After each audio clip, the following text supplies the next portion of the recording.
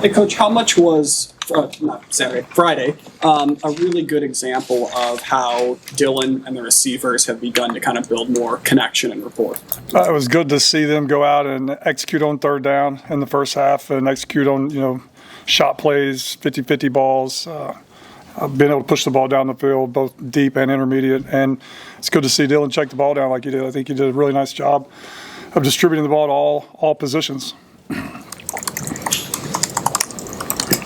How do you feel about where the run game is at? I know you're taking what they give you, but yesterday Coach Rule mentioned maybe even more of a concerted effort to ramp that up even a little bit. Where do you feel it's at? We have to, it's always been our DNA, we have to run the ball to get yards and to move the football, but we have to run the ball because the way we want to play and the way we want to win games is we want to win in the fourth quarter. We want to give body blows basically for 4 quarters and try to make our opponent quit. And the style of runs and the amount of runs that we were getting, I've got to get more of them. And we got to create different angles, especially versus defenses like Illinois and the team we're getting ready to play, because they're always going to have extra hats in the box. But I was proud of Dante. I thought he was running well the other night, making some plays. Again, our challenge to our guys is we have to get better at making people miss, especially they got extra hats in the box. We got to block the ones we can and then make the other guy miss. So that's a huge emphasis this week.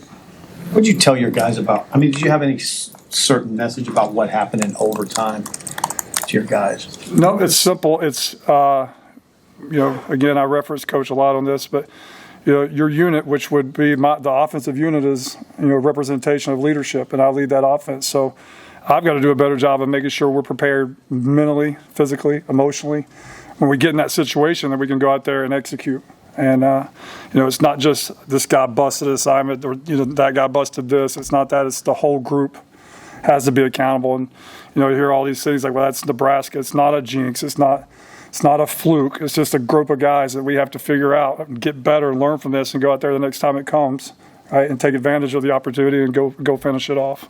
The double pass play, the one from Raiola to Harburg and then Heinrich back to Raiola, how risky and comfortable were you guys running that play, and are you guys running that play? Very comfortable. Very. We practice it all the time. Threw a touchdown against Minnesota last year. It actually hit the ground and bounced up to Jeff, and he threw it for a touchdown. But I have all the trust in the world in Heinrich being able to catch a pitch, throw the ball back to Dylan. Dylan made a heck of a catch, and just you could see the baseball in him. He kind of catch it, crow hopped and threw it, and with relative ease. So very confident in our guys of executing those plays. Hey, Purdue has given up over 700 rush yards the last 2 weeks. What have teams done from what you've seen just to have success running the ball? It's amazing. Notre Dame ran the quarterback a lot. Again, I know it gets tiresome, but they overload the box. Notre Dame ran the quarterback, and then they would have Notre Dame stopped, dead and nothing there, and the back would just bounce it outside and make a play, make a guy miss, and go for 60. So it's not like people are scheming them up and just handing the ball off. There's just people making plays against them and, extending plays at the running back position or running the quarterback.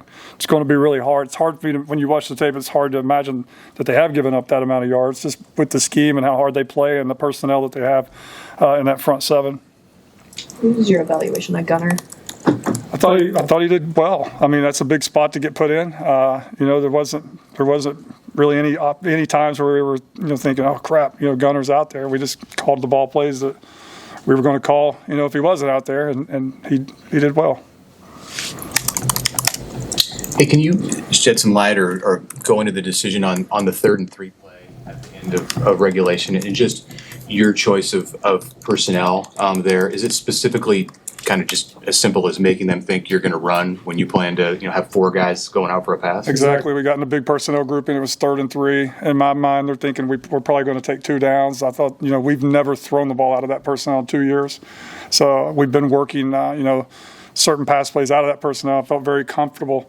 Even if they played normal defense, we had options for Dylan to get to. So if it was on the sheet, we knew we were going into it. If we got in that situation, we were going to call it, and we dialed it up. And the next time we'll hit it. What did you think on tape? Dylan looked like maybe he was a little off of his back foot. What about the connection between him and Luke there? What do you think? I really think it popped so fast because Luke's really supposed to run a little bit of a flatter angle, but the defender got over the top and he saw nothing but grass. He put his foot in the ground. So I think just that change of angle, and it popped so fast it got, it just kind of caught him, not off guard, but got on him pretty quick. Dylan's only 2 picks have been on plays that could have been catches too. Are those just cases where the receiver just says that's got to be my ball? We have to fight for the ball. There's no other option. If the ball hits you in the hands, you have to come down with the ball. That's twice it's been wrestled away from us, and again, that's not being treated lightly. You go get the ball. Hey, Coach, have you tried any other players at tackle this week? Like, could a Mazuka rep there this week? I mean, have you done any other things to kind of prepare for worst case scenarios? Yeah, Kanak and Mazuka both can, they can move around. They're multi, they can do all kinds of different. They can play guard, tackle, and help us out. So, we're going to make sure that we get the best 5 guys out there. Anything else for Coach?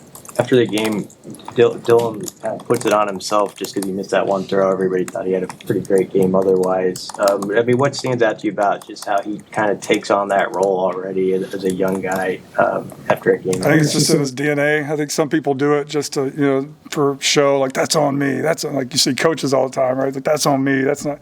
But I think he truly means it. Like, he thinks, he texted me last night, can we run this play? And I text back, heck yeah. He said, I promise no more foul balls or something. I don't know exactly what he said, but he was alluding to that. I thought he played a really nice game, really, really nice game. It did not come down to just that one play, for sure. Do you find, first time on the road, first time with the travel roster, do you find any positions specifically that are more difficult than others to cut down the number that you're allowed to take?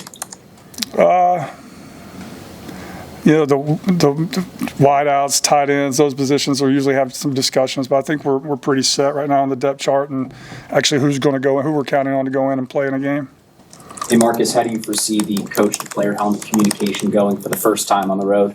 I think it'll be great. I think it'll be, just like, again, Coach made us do it spring practice day 1, and we've been doing it every day for so long. It's just so natural to us. So barring any type of internet or whatever it runs on, issues that we can't control, I don't see any issues. All good. Thanks, guys.